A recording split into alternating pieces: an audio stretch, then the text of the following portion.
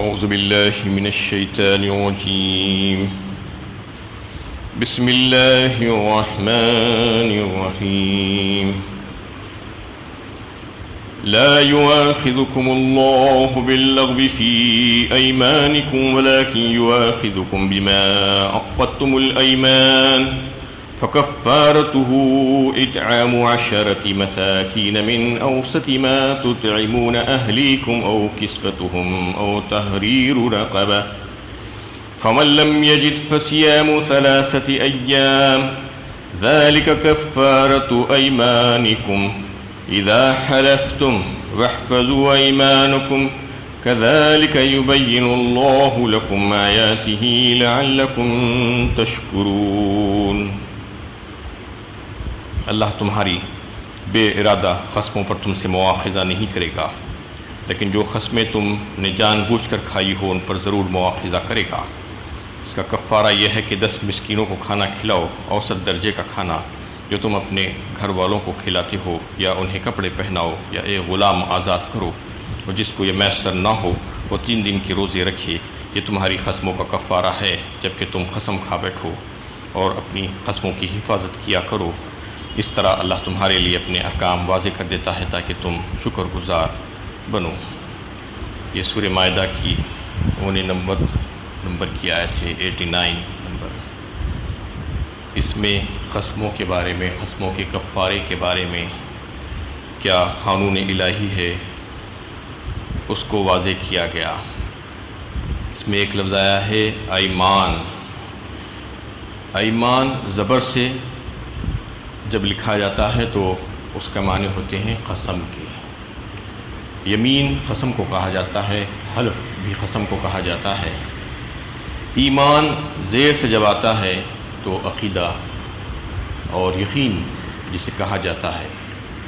زمین و آسمان کا فرق ہے صرف زبر اور زیر کے آنے میں۔ تو عربی اگر نہیں جانیں گے تو پتہ نہیں چلے گا کہ ایمان کی جگہ ایمان، ایمان کی جگہ ایمان پڑھ لیں گے۔ اس میں یہ بتایا گیا ہے کہ تمہارے لیے تمہارا مواخذہ نہیں ہوگا ان قسموں پر جو لغو ہوگی، جو بے ارادہ ہوگی۔ قسموں کے تعلق سے 3 باتیں ہیں، اس کو جو ڈیوائڈ کیا گیا ہے، اس کی جو شکلیں ہیں، اس کو کلاسیفیکیشن جو کیے گئے ہیں۔ تو ایک قسم تو وہ ہے جسے یمین غموس کہا جاتا ہے شرعی اصطلاح میں، جھوٹی قسم، یعنی جان بوجھ کر جھوٹی قسم کھانا اپنے فائدے کی خاطر، اسے یمین غموس کہا جاتا ہے۔ یعنی یمین غموس وہ ہے کہ انسان نے کچھ کام کر لیا ہے اور وہ اچھی طریقے سے جانتا ہے کہ وہ کام اس نے کیا ہے، لیکن قسم کھا کر وہ یہ کہہ رہا ہے کہ میں نے یہ کام نہیں کیا ہے۔ جیسا کہ کوئی گناہ کا کام کیا ہے، کوئی چوری کی ہے، کسی کو دھوکہ دیا ہے، کسی کے مال میں خیانت کی ہے، اور اس کو اچھی طریقے سے معلوم ہے کہ وہ کام اس نے کیا ہے، لیکن پھر بھی قسم کھا کر یہ کہتا ہے کہ میں نے یہ کام نہیں کیا ہے، تو اسے یمین غموس کہا جاتا ہے۔ غموس کا مطلب ہے ڈبا دینے والی، یعنی وبال اور گناہ میں دنیا اور آخرت میں انسان کو ڈبا دینے والی یمین غموس۔ اس کا کوئی یعنی کفارہ نہیں ہے۔ مطلب یہ ہے کہ کفارہ اس لیے نہیں ہے دنیا میں کہ اس نے جان بوجھ کر یہ کام کیا ہے، تو پھر اب اس کو سزا تو ملنی ہے اللہ کے پاس۔ اس کا طریقہ ایک یہی ہے کہ اپنے مالک حقیقی کے سامنے روئے، گڑ گڑائے، توبہ استغفار کرے تو شاید اللہ تعالیٰ اس کو معاف فرما دے۔ اس لیے اس کے لیے کوئی کفارہ دینا نہیں ہے، بلکہ اللہ کے سامنے اس کو گڑ گڑانا چاہیے اور معافی مانگنا چاہیے۔ یہ چونکہ اس نے جان بوجھ کر کیا ہے، اس لیے کہ اس کے بارے میں وہ اس کو جانتا تھا کہ وہ کیا کام کر رہا ہے اور کیا کہہ رہا ہے۔ اور دوسری قسم درجے کی جو ہے وہ ہے کہ اس میں جس کا تذکرہ آیا ہے لا یؤاخذکم اللہ باللغو، قسم جو ہے جو لغو قسم جسے کہا جاتا ہے۔ یمین لغو، یمین لغو مطلب لغو کہتے ہیں بیکار فالتو قسم کی چیز، جو یعنی بلا ارادے کے ایسے ہی کہہ دیا اور اس میں کسی قسم کا کوئی ارادہ نہیں کیا ہے۔ یہ قسم بھی جو ہے جو حالات پیش آ چکے ہیں اس کے بارے میں ہی ہوگی ماضی میں، جیسا کہ اس سے پہلے کی قسم بھی جو ہے یمین لغو، وہ بھی ماضی کا کوئی واقعہ جو پیش آ چکا تھا اس کے بارے میں انسان بات کر رہا ہے۔ یمین لغو میں بھی ماضی یعنی جو گزر چکا ہے گزشتہ زمانہ، اس کے بارے میں جو ہے کسی نے اس کو کوئی اطلاع دی اور وہ اس کو سچ سمجھ کر کسی اور سے کہہ دیا، لیکن بعد میں پتہ چلا کہ وہ بات غلط تھی، جھوٹ تھی۔ جیسا کہ کسی کے آنے کی اطلاع دی گئی اور اس نے اس شخص کے اوپر اعتماد کرتے ہوئے کسی اور کو بتا دیا کہ وہ شخص آ گیا ہے، لیکن بعد میں پتہ چلا کہ وہ شخص نہیں آیا ہے۔ تو اس میں یہ تھا کہ اس کو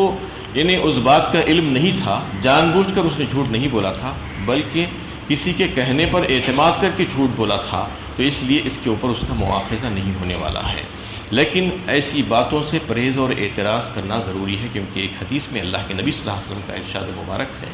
کہ کسی کے سننے جھوٹا ہونے کے لیے اتنا ہی کافی ہے کہ سنی سنائی باتوں کو لوگوں کے سامنے کہتا پھرے، یعنی صرف سن لے کر اس پر یقین کر لے اور پھر اس کو دوسرے لوگوں تک پہنچا دے، یہ بات اچھی نہیں ہے، اس کا جھوٹا ہونے کے لیے کافی ہے۔ اور ایک یعنی یمین یہ لغو میں یہ بات بھی آتی ہے، جیسا کہ بلا کسی عزم اور ارادے کے انسان قسم کھانے کا عادی ہو جاتا ہے، عادت بن جاتی ہے، واللہ واللہ کہتا پھرتا ہے، قسم ہے کہتا ہے، جبکہ اس کا کوئی ارادہ قسم کھانے کا نہیں ہوتا ہے، بس ایک یعنی تکیہ کلام کے طور پر بھی وہ کہتا ہے۔ تو اس قسم کی بھی جو قسم ہوگی وہ بھی جو ہے قابل مواخذہ نہیں ہوگی، اسی میں آئے گی، یعنی یمین لغو ہی میں آئے گی وہ۔ لیکن ایسی باتیں کرنا اور اس قسم کی جو ہے قسم کو تکیہ کلام بنا لینا، یہ اچھا اور درست بات نہیں ہے۔ اور تیسری جو ہے جس پر مواخذہ ہوگا، یمین منعقدہ کہا جاتا ہے اسے، یمین منعقدہ، یعنی وہ قسم جو آئندہ مستقبل میں پیش آنے والے کوئی کام کے سلسلے میں کوئی انسان قسم کھاتا ہے کہ میں یہ فلاں کام کروں گا، فلاں کام نہیں کروں گا، آئندہ کے لیے، مستقبل، فیوچر کے لیے کہتا ہے۔ پچھلی دو قسمیں جو تھی وہ ماضی کے لیے جو گزر چکا ہے اس کے لیے تھی، اب یہ منعقدہ جو ہے وہ آئندہ آنے والے مستقبل کے لیے یہ قسم کھا کر یہ کہتا ہے کہ میں فلاں کام کروں گا یا فلاں کام نہیں کروں گا۔ جیسا کہ سورہ بقرہ میں بھی جو ہے اسی قسم کی ایک آیت گزر چکی ہے، لا یؤاخذکم اللہ باللغو فی ایمانکم ولکن یؤاخذکم بما کسبت قلوبکم، فرمایا وہاں پر، یعنی تمہاری ان قسموں پر جو لغو اور بیکار ہیں اس پر اللہ تعالیٰ مواخذہ نہیں فرمائیں گے، لیکن اس پر مواخذہ فرمائیں گے جو تمہارے دل سے جو ہے تم نے طے کیا ہے، عزم اور ارادہ کر کے جس کو جو ہے قسم کھایا ہے تم نے، اس پر تو یقیناً مواخذہ ہوگا۔ تو اس میں مواخذہ جو ہوگا تو اس کے بارے میں یہ بتایا گیا ہے کہ وہ منعقدہ ہوگی، وہ یمین منعقدہ ہوگی، جیسا کہ اس سے پہلے کی آیتوں میں گزشتہ درس میں یہ بات آ رہی تھی کہ اللہ تعالیٰ کی حلال کردہ چیزوں کو کوئی حرام قرار دے لیتا ہے، اس کی کچھ شکلیں بتائی گئی تھی۔ اس میں ایک شکل یہ تھی کہ قولاً، یعنی کہتا ہے کہ میں اب آئندہ سے یہ کام نہیں کروں گا، فلاں کام نہیں کروں گا، فلاں چیز نہیں کھاؤں گا، اپنے اوپر حرام کر لیتا ہے کسی چیز کو، یعنی کہہ کر، قسم کھا کر۔ تو وہ قسم، وہ کام کرنے کے سلسلے میں اب اس کو یہ کرنا ہوگا کہ وہ قسم کو توڑنا ہوگا، قسم کو توڑ کر یعنی کفارہ دینا ہوگا۔ تو یہاں پر وہی قسم کا جو ہے تذکرہ ہے، اسی قسم کی جو قسم ہوگی، یعنی یمین منعقدہ، جو کسی کام کے کرنے کے سلسلے میں کسی انسان نے یہ طے کر لیا اور قسم کھا کر یہ کہا کہ میں آئندہ یہ کام نہیں کروں گا، میں آئندہ یہ چیز نہیں کروں گا، نہیں کھاؤں گا، تو اس کو توڑنا کیسا ہوگا؟ تو توڑ کر اس کو کفارہ دینا ہوگا۔ وہ قسم اگر کریں گے، کھائیں گے، تو پھر اس کے لیے جو ہے کفارہ ہوگا، اس کے لیے مواخذہ ہوگا۔ اگر قسم توڑیں گے تو پھر کفارہ ادا کرنا پڑے گا، ورنہ قسم کو پورا کرنا ہوگا۔ وہ ایک ہی قسم ہے، یعنی یمین منعقدہ، جس پر مواخذہ ہونے والا ہے اور جس کو توڑنے کے بعد اس کا کفارہ دینا لازمی ہے۔ تو کفارہ کیا ہے اس کا تفصیل سے تذکرہ اسی آیت میں آ گیا ہے۔ فَكَفَّارَتُهُ إِطْعَامُ عَشَرَةِ مَسَاكِينَ مِنْ أَوْسَطِ مَا تُطْعِمُونَ أَهْلِيكُمْ۔ چار باتیں، چار آپشنز اس میں دیے گئے ہیں کہ سب سے پہلا یہ کفارہ اس کا یہ ہوگا کہ 10 مسکینوں کو تم کھانا کھلانا اوسط درجے کا، جیسا کہ تم اپنے اہل و عیال اور اپنے گھر والوں کو کھلاتے ہو۔ یعنی اس کی قسم توڑنے کے سلسلے میں اللہ تعالیٰ نے یہ بات مقرر کر دی ہے کہ تم اگر قسم توڑو گے تو پھر اس کے سلسلے میں تم کو سب سے پہلا کام اگر یہ تم کر سکتے ہو تو یہ کرو کہ 10 مسکینوں کو کھانا کھلا دینا ہوگا۔ پہلا کنڈیشن یہ ہے کہ 10 مسکینوں کو 2 وقت کا کھانا کھلانا یا اس کے برابر جو ہے اس کا فدیہ دے دینا، جیسا کہ ایک دن کا کھانے کا جو فدیہ ہوتا ہے وہ یعنی 2.25 سیر گیہوں یا اس کے برابر اس کے مساوی قیمت تو اس طریقے سے 2.25 سیر کے حساب سے 10 کو جو ہے ملٹیپلائی کر کے دے دینا ہوگا 10 لوگوں کو، یا ایک ہی آدمی کو 2.25 سیر کی قیمت کے حساب سے 10 اس کا کتنا بنتا ہے اتنا دے دینا۔ فَكَفَّارَتُهُ إِطْعَامُ 10 مَسَاكِينَ مِنْ أَوْسَطِ مَا تُطْعِمُونَ أَهْلِيكُمْ أَوْ كِسْوَتُهُمْ، یا ان کو کپڑا پہنا دینا، ان کی سرپوشی کر دینا ان لوگوں کی 10 لوگوں کی۔ او تحریر رقبہ، یا جو ہے کسی غلام کو، کسی گردن کو آزاد کر دینا جو تمہارے ہاتھ میں ہے۔ مطلب یہ ہے کہ غلام اور باندی کا جو رواج تھا وہ تو اب جو ہے نہیں رہا ہے موجودہ زمانے میں، پھر آئندہ اگر اسلامی جنگیں ہوں گی اور وہ حالات پیش آئیں گے تو اس وقت ہو سکتا ہے، ممکن ہے، لیکن فی الحال تو یہ باندی اور غلام کو آزاد کرنے کا سلسلہ جو ہے نہیں ہے۔ فَمَن لَّمْ يَجِدْ فَصِيَامُ 3 أَيَّامٍ، یہ تینوں چیزیں اگر ممکن نہ ہو، کہ پہلے جو چیزیں ہیں وہ مال سے متعلق ہے اور ہو سکتا ہے کہ ہر ایک جو ہے مال خرچ کر کے وہ فدیہ نہ دے سکے، وہ کفارہ نہ ادا کر سکے، تو اس صورت میں یہ ہے کہ 3 دن کے روزے رکھنا ہوگا۔ فَمَن لَّمْ يَجِدْ فَصِيَامُ 3 أَيَّامٍ، حضرت امام ابو حنیفہ رحمۃ اللہ علیہ اور دیگر ائمہ کرام کی رائے یہ ہے کہ یعنی متواتر مسلسل روزے رکھنا ہوگا، 3 دن کے روزے ایک کے بعد دیگرے، 1 2 3 اس طریقے سے جو ہے یہ روزے رکھ کر اس کا قسم کا کفارہ ادا کرنا پڑے گا۔ ذَلِكَ كَفَّارَةُ أَيْمَانِكُمْ إِذَا حَلَفْتُمْ، اور پھر فرما دیا گیا کہ یہ کفارہ ہے تمہاری اس قسم کا جو تم نے کھائی تھی، یعنی یمین منعقدہ جس کا بھی تذکرہ چل رہا تھا، جو تم نے ارادے کے ساتھ کھائی تھی اور باضابطہ تم نے سوچ سمجھ کر آئندہ آنے والے حالات کے اوپر تم نے یہ طے کیا تھا کہ آئندہ میں یہ کام کروں گا یا فلاں کام نہیں کروں گا،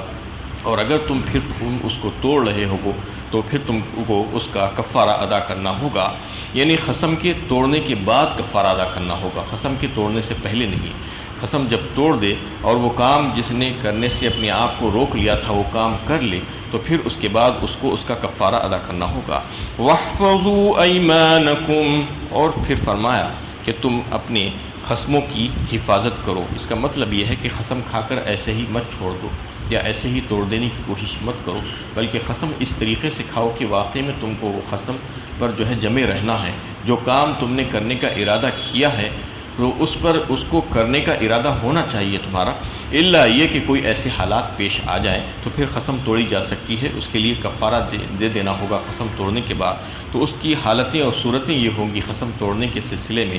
کہ ایک تو جو ہے کوئی غیر شرعی کام کرنے کی قسم کھا لی تھی تو قسم کو توڑنا لازمی ہے، غیر شرعی کام کوئی کرنے کا جو ہے ارادہ کر کے قسم کھا لیا تھا تو قسم تو منعقد ہو گئی، اب اس کو ادا نہیں کیا جا سکتا اس واسطے کہ وہ غیر شرعی ہے، لیکن اس کو توڑا جانا ضروری ہے، اور جو توڑیں گے تو پھر اس کے بعد کفارہ بھی دینا ہوگا۔ تو غیر شرعی کام بہت سے ہو سکتے ہیں دنیا میں، جیسا کہ کوئی یہ قسم کھا لے کہ میرا یہ فلاں کام ہو جائے تو میں گاؤں گا بجاؤں گا، یا میرا فلاں کام ہو جائے تو میں ایک فلاں بزرگ کے مزار پر جا کر جانور کو ذبح کروں گا، یا کوئی ایسے کام جو غیر شرعی ہے، اسلام نے اس کو روکا ہے اور حرام اور ناجائز قرار دیا ہے، ایسے کوئی بھی کام کرنے کا اگر جو ہے وہ ارادہ کر کے قسم کھا لے تو پھر اس کو توڑنا لازمی ہے۔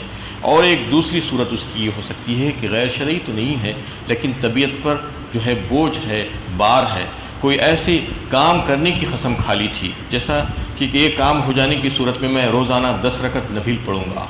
اور یا یہ کہہ لے کہ میں یہ کام ہو جائے تو 100 روزے رکھوں گا، تو ہو سکتا ہے کہ وہ کام نہ کر پائے۔ اتنا مشکل کام ہے کہ روزانہ نماز 10 رکعت 5 نمازوں کے علاوہ پڑھنا کوئی آسان کام نہیں ہے، یا 100 روزے رکھتے رہنا یہ کوئی آسان کام نہیں ہے، تو اس کو اگر انسان نہیں کر پا رہا ہے کسی وجہ سے تو پھر اس کو توڑ دیا جا سکتا ہے، یعنی اس کا توڑنے کے بعد اس کا کفارہ ادا کر دینا پڑے گا، یہ اس کی صورت ہوگی۔ تو اذا حلفتم واحفظوا ایمانکم کی بارے میں جو ہے یہی بتایا گیا کہ تم اگر قسم رکھو، قسم کرو تو پھر جو ہے اس کو پورا کرنے کی کوشش کرو ہر صورت میں، اور اگر کسی طرح ممکن نہ ہو تو پھر اس کا کفارہ تمہیں دے دینا ہوگا۔ كذلك يبين الله لكم آياته لعلكم تشكرون، اور پھر آخر آیت میں یہ فرما دیا گیا کہ یہ سارے احکامات تمہارے سامنے بالکل واضح کر دیے گئے تاکہ تم شکر گزار بندے بن جاؤ۔ یا ایہا الذین آمنوا انما الخمر والمیسر والانساب والازلام رجس من عمل الشیطان فاجتنبوه لعلکم تفلحون۔ اے ایمان والو، شراب، جوا، تھان اور پانسے کے تیر سب نجس اور شیطانی کام ہیں، لہذا ان سے بچو تاکہ تم فلاح پاؤ۔ اس آیت میں 4 چیزوں کو بتا کر اللہ تعالیٰ نے یہ فرما دیا کہ یہ سب حرام، ناجائز، نجس، شیطانی کام ہیں۔ 4 کام یہ ہے کہ شراب اور جوا اور انصاب نصب کی جمع ہے، اس سے پہلے بھی یہ لفظ آ چکا ہے سورہ مائدہ کی شروع ہی میں، کہ جو بتوں کے لیے کہا جاتا ہے یا وہ پتھر جس کے اطراف لوگ طواف کرتے تھے یا اس کی پوجا اور اس کی عبادت کیا کرتے تھے، اور والازلام پانسے کے تیروں کو سے جو فال نکالا جاتا تھا، یہ بھی جوے کی ایک شکل تھی۔ یہ چاروں چیزیں بتا کر یہ کہا جا رہا ہے کہ یہ سب کے سب گندی چیزیں ہیں، شیطانی کام ہیں، اس سے تم بچتے رہو تاکہ تم فلاح پاؤ اور کامیاب ہو جاؤ، کیونکہ اللہ تعالیٰ مالک حقیقی ہے، ساری کائنات کے پیدا کرنے والے ہیں اور اس کے مالک ہیں، ان کا وہ جو چاہے حکم دیں۔ انہوں نے انسانوں کو یعنی اپنی جو مخلوقات میں سے ایک مخلوق ہے اس کو اشرف بنایا، اشرف المخلوقات بنایا، اور پھر وہی انسانوں کے لیے اللہ تعالیٰ نے یہ ساری کائنات میں جتنی نعمتیں تھیں اس کو ان کے لیے رکھ دیا، مخدوم کائنات بھی بنایا۔ آپ اگر دیکھیں تو انسان ہی ایک ایسی مخلوق ہے جو کائنات کی زیادہ سے زیادہ چیزوں کو استعمال کرتا ہے، اور اس کو جو ہے مخدوم کائنات اللہ تعالیٰ نے بنا دیا۔ لیکن اس کا مطلب یہ نہیں ہے کہ جتنی چیزیں ہیں وہ استعمال کر لی جائیں گی، کر لی سکتے ہیں، ایسا نہیں، بلکہ کچھ حدود اللہ تعالیٰ نے مقرر فرمایا ہے۔ جیسا کہ پچھلی آیت میں بھی اللہ تعالیٰ نے یہ فرمایا تھا کہ ہم نے کچھ چیزیں تمہارے لیے حلال قرار دی، اس کو تم حرام کیوں کرتے ہو؟ تمہیں یہ اختیار نہیں دیا گیا کہ اللہ تعالیٰ نے جن چیزوں کو حلال قرار دیا ہے اس کو حرام قرار دو، اور جن چیزوں کو اللہ تعالیٰ نے حرام قرار دیا ہے اس کو حلال قرار دو۔ یہ اختیار صرف اور صرف رب العالمین کے پاس ہے۔ تو اس میں کچھ چیزیں بتا کر، کچھ حدود بتا کر یہ بتا دیا گیا ہے کہ اس سے تجاوز نہیں کرنا۔ جو اللہ تعالیٰ کی حلال کردہ چیزوں کو حلال نہیں سمجھتا، اس کا مطلب یہ ہے کہ وہ بے ادبی کرنا چاہ رہا ہے اللہ تعالیٰ کی، اور ناشکری کرنا چاہ رہا ہے، اور جن چیزوں کو اللہ تعالیٰ نے حرام قرار دیا ہے اس کو حرام نہیں سمجھتا بلکہ اس کو استعمال کرنا چاہتا ہے، تو اس کا مطلب یہ ہے کہ وہ نافرمان ہے، باغی ہے، سرکش ہے۔ تو اس میں ان باتوں کی طرف توجہ دلائی گئی کہ یہ 4 چیزیں تمہارے لیے اچھی نہیں، کیونکہ جو پاک اور طیب ہے اس کو اللہ تعالیٰ نے حلال قرار دیا ہے۔ جتنی بھی چیزیں جو انسانی جسم اور اس کی روح کے لیے فائدہ مند ہے اس کو حلال، اور جو چیزیں نجس اور ناپاک ہیں، خبیث ہیں، جو انسانی جسم کو خراب اور تباہ کر سکتی ہے، اس کی روح کے لیے مضر ہے، تو ان تمام چیزوں کو اللہ تعالیٰ نے حرام قرار دیا ہے۔ تو اس میں جو ہے یہ بتانا مقصود ہے کہ اللہ تعالیٰ خالق کائنات ہے، اور انسانوں کے لیے یہ ساری نعمتیں اللہ تعالیٰ نے پیدا فرمائی ہے، لیکن اس میں سے کچھ چیزوں کو حلال، کچھ چیزوں کو حرام قرار دیا ہے۔ تو بس اپنے مالک حقیقی کی بات کو مان کر اس کے احکامات کو پورا کرتے ہوئے اس پر عمل کرنے کی کوشش کرنا چاہیے۔ وآخر دعوانا الحمد للہ رب العالمین۔